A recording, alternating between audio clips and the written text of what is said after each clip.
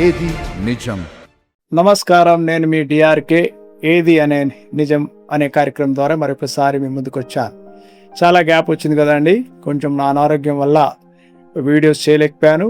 ఈ దినము ఒక టాపిక్ ద్వారా ఏది నిజము యాక్చువల్లీ అని తెలుసుకోవడానికి, నా అభిప్రాయాన్ని తెలపడానికి మీ ముందుకు వచ్చా. ఈ మధ్య మనము ఒక సుప్రీంకోర్టు జడ్జిమెంట్ మనం విన్నాం. ఏమిటంటే, షెడ్యూల్ కాస్ట్ వారు ఎవరైతే క్రైస్తవులుగా మారితే వాళ్ళకి ఆ ఒక షెడ్యూల్ కాస్ట్ అనే హోదాని వాళ్ళు కోల్పోతారు. ఈ షెడ్యూల్ కాస్ట్ అనేది ఎవరు అని మనం చూస్తే, షెడ్యూల్ కాస్ట్ వారు మొత్తం ఎంతమంది ఉన్నారు అని చూస్తే లిస్టులో 1109 దీంట్లో కులాలు ఉన్నాయని మనకు భారత రాజ్యాంగంలో లిఖింపబడినది 1950లో. అయితే 28 స్టేట్స్లో, కొన్ని రాష్ట్రాల్లో కొంతమంది షెడ్యూల్ కాస్ట్లు ఉన్నవారు కొన్ని రాష్ట్రాల్లో బీసీలుగా ఉంటారు, కొంతమంది బీసీలు ఉన్నవారు ఇంకో రాష్ట్రంలో ఎస్సీలుగా ఉంటారు, అంటే షెడ్యూల్ కాస్ట్. ఈ షెడ్యూల్ కాస్ట్ అనేది ఎప్పుడు తెలియబడింది అంటే ఎప్పుడు దీన్ని ఏర్పాటు చేశారు, ఈ షెడ్యూల్ కాస్ట్ అనే పేరు ఎప్పుడు వచ్చింది అని మనం చూస్తే, బ్రిటిష్ గవర్నమెంట్ ఉన్నప్పుడు 1935 government of Indian act first form the list అని రాయబడింది. Schedule caste list was issued by the British administration on April 30, 1936లో. ఎందుకు ఇది షెడ్యూల్ కాస్ట్ అని తీసుకొచ్చారంటే, ఆ కాలంలో హిందూ అనే ఈ యొక్క మన భారతదేశంలో బ్రిటిష్ పరిపాలించే కాలంలో ఆ హిందూ సాంప్రదాయం ప్రకారం మను ధర్మశాస్త్రాన్ని వారు పాటిస్తూ కులాలుగా విభజించేది. మొదటిగా బ్రాహ్మణులు ఉంటారు. బ్రాహ్మణులు ఎవరంటే ప్రీస్ట్ కానీ లేకపోతే వారు స్కాలర్స్ ఉంటారు. క్షత్రియులు అంటే వారియర్స్, కింగ్లు, మనము అంటే యుద్ధం చేసేవారు, రాజులుగా ఉంటారు. వైశ్యులు అంటే ట్రేడర్స్, వీళ్ళు అగ్రికల్చర్ చేసేవారు ఉంటారు.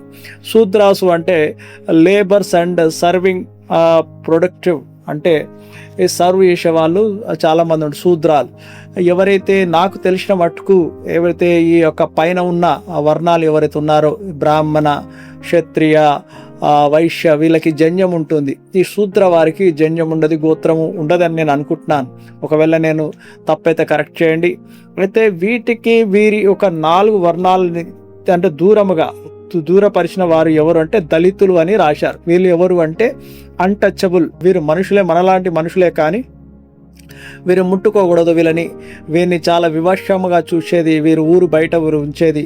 వీరిని దేనికి వాడుకునేది అంటే పశువు తోలుతోటి వీరు వస్తువులు తయారు చేసేది. అలానే శవములని వీరు కాల్చివేయడానికి, మైలముని తీసివేయడానికి, అన్నీ అంటే కొన్ని పనులు చేయడానికి వాళ్ళని వాడుకునేది. యాక్చువల్ చెప్పాలంటే వీరిని చాలా మటుకు ఎక్స్ట్రీమ్ సోషల్ ఎక్స్క్లూజన్ అంటాము, అన్టచబిలిటీ, ఎకనామికల్ డిప్రివేషన్ అంటాం. అంటే వీరిని చాలా మటుకు వీళ్ళకి చదువు చెప్పకుండా వీరిని దూరపరిచి వాళ్ళని బట్టలు వేసుకోవడానికి కూడా ఆ నియమాలు పెట్టి, వీళ్ళు ఎలా జీవించాలి, వీరు ఊరు బయట ఉండాలి, గుడిలోకి ప్రవేశం ఉండకూడదు అని వీరిని చాలా కఠినముగా ఒక బానిసల్లాగా చూసినట్టు మనం చూస్తాం. అయితే దీన్ని గమనించిన మనము ఈ యొక్క బ్రిటిష్ గవర్నమెంట్ అలానే గొప్ప ఉద్యమకారుడు అనవచ్చు, సంఘకర్త అనవచ్చు, బిఆర్ అంబేద్కర్ గారు దీనిని మార్చాలని ఆయన మన రాజ్యాంగంలో ఈ రిజర్వేషన్ అని తీసుకొని వచ్చాడు. అయితే రిజర్వేషన్ తీసుకొని వచ్చిన తర్వాత కొన్ని కులాలని, మన తెలుగు రాష్ట్రంలో కొన్ని కులాలని ఎస్సీలుగా అంటే షెడ్యూల్ కాస్ట్గా వారిని ఇంక్లూడ్ చేశారు. అందులో ఎవరున్నారంటే మాలవారు, మాదిగ వారు ఎక్కువ ఉంటారు. తర్వాత అరుంధత్య, బిందెల, చామర, డక్కల, దండసి, జాంబవులు, నక్కల, రెల్లి, ఇంకా సింధోలు, వీరందరూ ఎస్సీ కేటగిరీ అంటే షెడ్యూల్ కాస్ట్ కేటగిరీ కిందకి వీరు వస్తారు.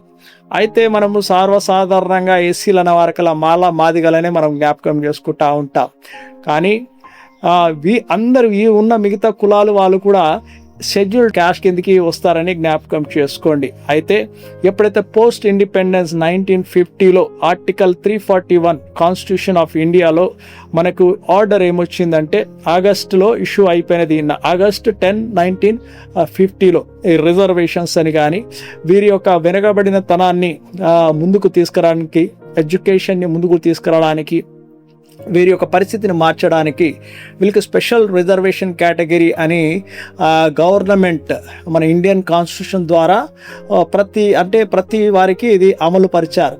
అయితే ఇక్కడ కొంచెం క్లాజ్ ఉంటుంది. ఏంటంటే ఇండియన్ కాన్స్టిట్యూషన్లో 2 యాక్ట్స్ ఒక ఇండియన్ సిటిజన్స్కి ఉంటాయి. ఆ 2 యాక్ట్స్ అందరికీ తెలియవలసిన విషయం ఏమిటంటే ఆర్టికల్ 25. ఈ ఆర్టికల్ 25 మనకేం చెప్తుందంటే freedom of the belief any religion or no religion at all. అంటే నీ ఇష్టం ఉన్న మతాన్ని ఆచరించవచ్చు, పాటించవచ్చు, నీకు ఇష్టం ఉంటే దాంట్లో నువ్వు దాన్ని పాటించవచ్చు అని ఇది ఆర్టికల్ 25 చెప్తుంది ఒకవేళ ఇండియన్ సిటిజన్ అయితే. అలానే ఆర్టికల్ 15 ఏం చెప్తుంది అని చూస్తే ఇండియన్ కాన్స్టిట్యూషన్ యాక్ట్ ఏం చెప్తే ప్రొహిబిట్స్ డిస్క్రిమినేషన్, అంటే వ్యత్యాసం చూపకూడదు. ఒకవేళ నువ్వు ఒకవేళ సిటిజన్ అయితే on the grounds of religion, నువ్వు ఏ రిలీజియన్లో ఉన్నా కూడా నీకు వ్యత్యాసం చూపకూడదు. నువ్వు ఏ మతంలో ఉన్నా, ఏ కాస్ట్లో ఉన్నా, నువ్వు సెక్స్, నువ్వు మేలా ఫీమేలా, జెండర్ డిస్క్రిమినేషన్ చేయకూడదు.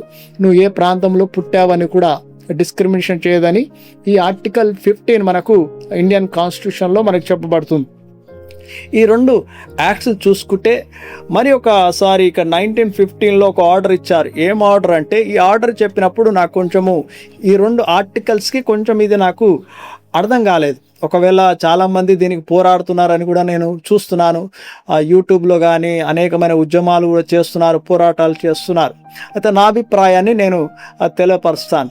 యాక్చువల్లీ వీళ్ళందరినీ మన ఇప్పుడు ఉన్న ఈ యొక్క వర్ణ సిస్టంలో ఉన్న వారిని, ఈ దళితులందరినీ హిందువులు అంటారు. హిందూ అనేది ఒక రిలీజియన్ అని అనుకుంటారు, కానీ వాస్తవానికి హిందూ అనేది ఒక రిలీజియన్ పేరు కాదు. అది పర్షియన్లు, గ్రీకులు ఇచ్చిన పేరు అని మనం తెలుసుకోవాలి. హిస్టరీలో చూస్తే అది పర్షియన్లు, గ్రీకులు ఇచ్చారు. ఎందుకంటే సింధు ప్రాంతంలో ఉన్న వారికి వాళ్ళకి ఎస్ పలకరాక హింద్ అని పలికారు, హిందుస్థాన్. యాక్చువల్లీ దీన్ని సనాతన ధర్మం అనొచ్చు, లేకపోతే వేదాలు అనొచ్చు, దీన్ని అయితే పురాణాలు అనొచ్చు. ఎందుకంటే ప్రతి ప్రాంతమునకి, ప్రతి కులమునకి ఒక దేవత ఉంటుంది. ఇప్పుడు మీకు నార్త్ ఇండియాలో ఉన్న దేవతలు సౌత్ ఇండియాలో ఉండరు, సౌత్ ఇండియాలో ఉన్న దేవతలు నార్త్ ఇండియాలో ఉండరు. అయితే కుల దేవతలు ఉంటారు, కొన్ని ప్రాంతాల్లో ఒక దేవతలు ఉంటారు. సో అనేక మంది దేవతలతో కూడిన మనము ఈ దేశాన్ని చూస్తాం. అందుకొరకే ఇక్కడికి దేశవాస్తులకి హిందువులని పేరు పెట్టారు. అదే ఒక రిలీజియన్గా హిందువులు, ప్రతి ఒక్కరు హిందువులని, ఈ ప్రాంతంలో పుట్టిన వాళ్ళందరూ హిందువులని పేరు వచ్చింది. ఒకవేళ నేను హైదరాబాద్లో పుట్టాను అనుకోండి, నన్ను హైదరాబాదీ అంటారు. నేను ఒకవేళ క్రైస్తవనైనా, ముస్లిం అయినా, హిందూ అయినా, సిక్కు అయినా నేను హైదరాబాద్ని. ఒకవేళ నేను మన ఇండియా వదిలివేసి బయటి దేశంకి వెళ్ళాననుకోండి, అసలు నువ్వు ఎక్కడ వానివి అంటే నేను ఇండియన్ అని చెప్పుకుంటాను. నేను ఆమె ఇండియన్ సిటిజన్ అని చెప్పుకుంటాను. అంటే నా ప్రాంతం చెప్పను. అయితే నేను నాకు కాస్ట్ చెప్పను, రేస్ చెప్పను, నేను ఇండియన్ అని చెప్తాను. అలానే హిందూ అనేది ఒక ప్రాంతమునకి పేరు పెట్టిన పేరు, అది ఒక రిలీజియన్గా కన్వర్ట్ అయింది. సో దాన్ని హిందూ రిలీజియన్, హిందూ యాక్ట్ కిందకి గవర్నమెంట్ దాన్ని ఎప్పటి నుండి దాన్ని నిర్ధారించారు. సో అలా దాన్ని పాటిస్తున్నాం. అయితే ఇప్పుడున్న మన మెయిన్ డిస్కషన్ ఏంటిదంటే, ఈ షెడ్యూల్ కాస్ట్ వారు ఒకవేళ వాళ్ళు క్రైస్తవులుగా మారితే వారికి ఆ ఎస్సీ హోదా వారికి కోల్పోతారు. అలానే ముస్లింలుగా మారినా కూడా వారికి ఎస్సీ హోదాను కోల్పోతారు.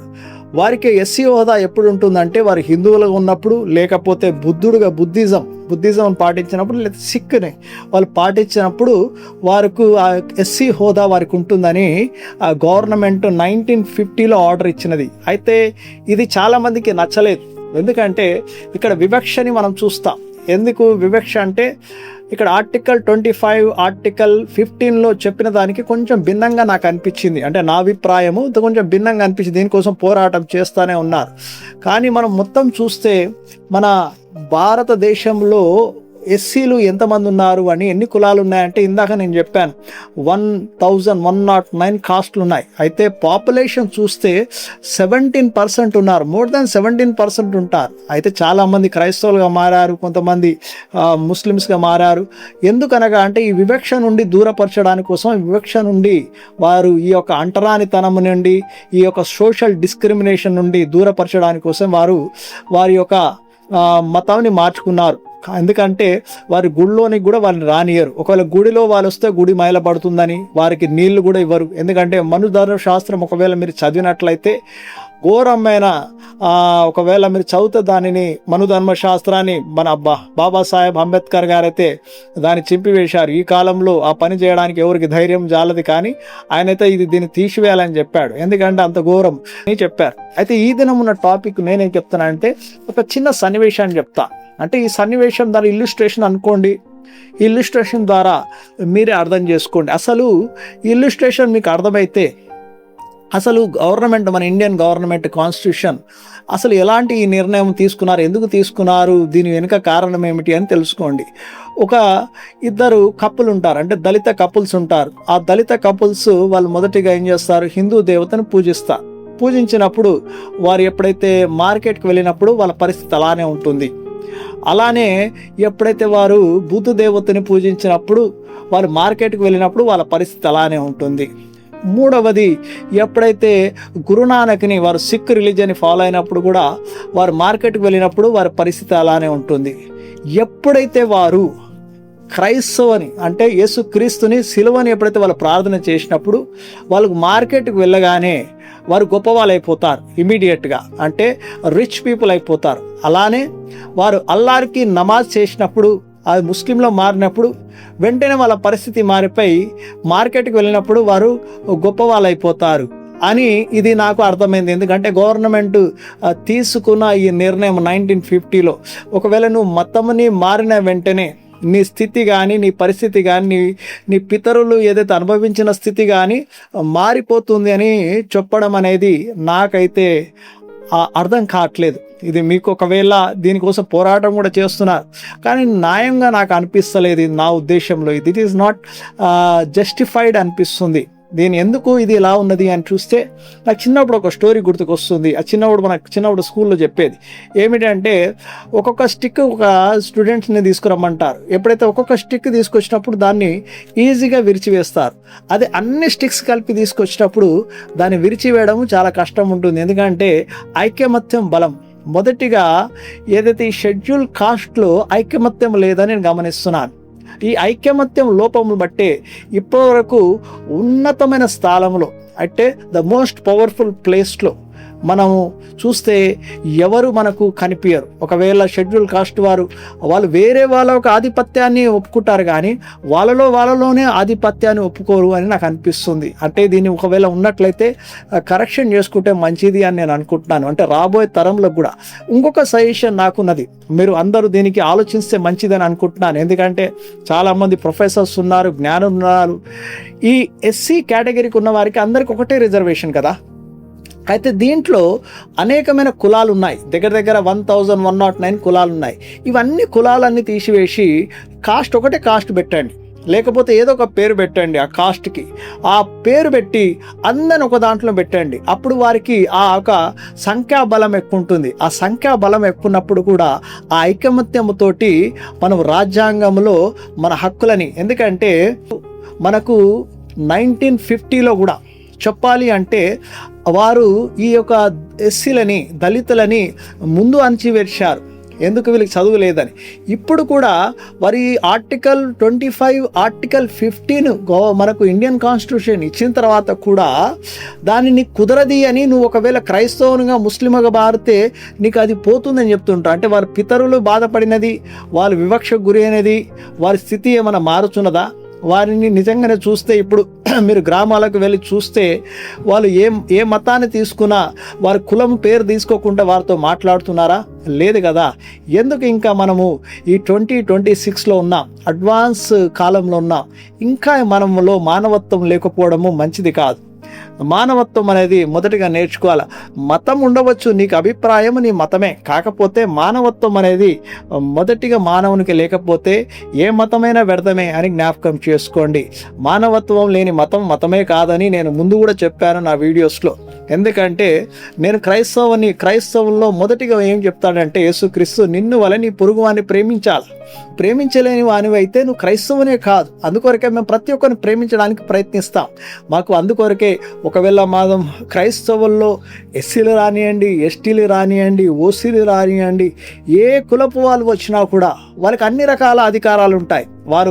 వాళ్ళు పాస్టర్స్ కావచ్చు, ఆ సంఘంలో అధికారం వారు పొందుతారు. వాళ్ళు అన్ని రకంలో వారికి అధికారాన్ని వారు పొందుతారు. అందుకొరకే వారు ఒక ఇంట్రెస్ట్ చూపించుకొని వస్తున్నారు. చూడండి, మనుషులకి జీవించేంత కాలము వారికి కావలసినది కొన్ని అవసరతలు ఉంటాయి. అవసరతలు ఎస్సీలుగా వాళ్ళ గవర్నమెంట్ ఇస్తుంది. అంటే సొసైటీలో మాత్రము ఎప్పుడైతే వారు క్రైస్తవులు ఉన్నప్పుడు వారికి కొంచెం మర్యాద వస్తుంది కాబట్టి వారు క్రైస్తవులుగా మారవచ్చు, లేకపోతే అది వాళ్ళకి నచ్చి మారవచ్చు, వాళ్ళ జీవితంలో అయ్యే కార్యాలు బట్టి మారవచ్చు. కానీ దాన్ని బట్టి వారి యొక్క కులముని తీసివేయడం అనేది, ఆ కులముకు వచ్చే హోదాని తీసివేయడం అనేది ఇది న్యాయం కాదని నేను అనుకుంటున్నాను. మీరు ఆలోచించండి. అందరూ ఎవరైతే హిందువులో ఉన్న ఎస్సీలు కానీ, ఒకవేళ క్రైస్తవులు ఉన్న ఎస్సీలు కానీ, ఒకవేళ ప్రతి ఒక్కరు ఐక్యముగా ఉన్నట్లయితే, దీంట్లో మా ఈ కులం పెద్దది, ఎస్సీలలోనైనా ఈ కులం నాది పెద్దది, మీది చిన్న కులము, ఇంకా మీది చిన్న కులం అని ఈ వ్యత్యాసం తీసివేయండి. ఎందుకంటే మీలో వ్యత్యాసం ఉన్నట్లయితే, ఎస్సీలో వ్యత్యాసం ఉన్నట్లయితే, మనలో వ్యత్యాసం ఉన్నట్లయితే మనకు ఎప్పుడు రాజ్యాంగం దొరకది, మనం ఎప్పుడు అధికారంలోకి రాము, ఎప్పుడు మనం బానిసలుగానే ఉంటాము. వారు చెప్పిన మాటలు మనం వింటాము. ఎంతమంది ఎన్ని పోరాటాలు చేసినా కూడా ఐక్యమత్యమే మనకి విజయంని సాధిస్తుంది. సో ప్రతి ఒక్కరు 1109 ఏవైతే కాస్ట్లు ఉన్నాయో అది ఒక కాస్ట్గా మారినప్పుడే ఈ షెడ్యూల్ కాస్ట్ అనేది ఒక శక్తిగా మారుతుంది. ఆ శక్తియే మన భారతదేశంలో మన ప్రతి ఒక్క అవసరతని తీర్చడానికి దారితీస్తుంది. అప్పుడు నువ్వు ఏ మతానైనా ఫాలో కావచ్చు, నువ్వు మతంని ఫాలో కాకుండా ఉండవచ్చు. నీ ఇష్టము, నీకు రాజ్యాంగం ఏదైతే హక్కులు ఇచ్చాదో ఆ హక్కులని నువ్వు ఉల్లంఘించకుండా పాటిస్తూ నీవు జీవించవచ్చు. నీ మీద అధికారం అనేది ఏ కులము వారు కూడా వారికి అధికారాన్ని నీ మీద చెలాయించారని జ్ఞాపకం చేసుకోండి. నమస్కారం. అందరు బాగుండాలి, దేవుని దీవెనలు అందరికి ఉండాలని నేను ఆశిస్తున్నాను, ప్రార్థిస్తున్నాను. ఏది నిజం?